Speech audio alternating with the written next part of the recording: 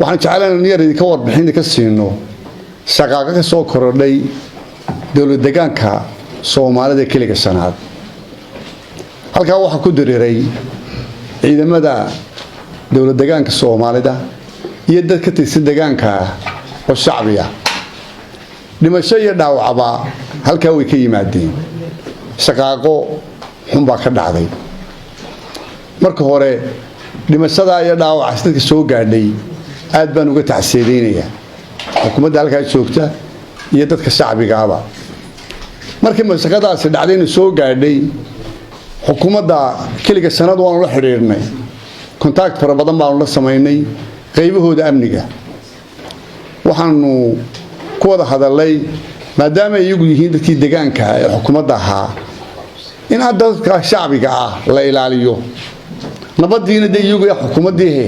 la soo celiyo si fiican bay runtii noola qaateen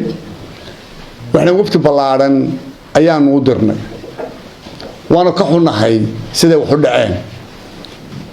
marka halkan waxaanu saanta suuqin yeernay inaan dadka shacbiga halka degan u sheegno inay iyaguna ixtiraamaan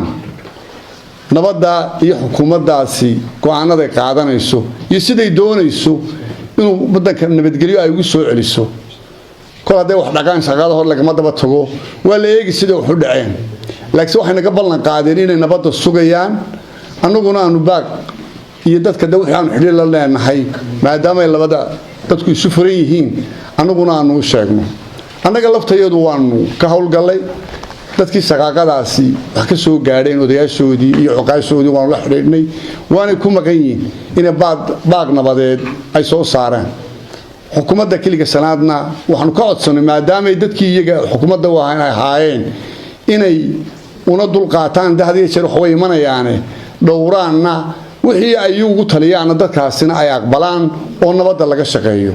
marka baaqaygu maanta halkan ka dareena anagoo ka hadlay afka xukuumadda Soomaaliland waxa weeye in la maqlo madaxda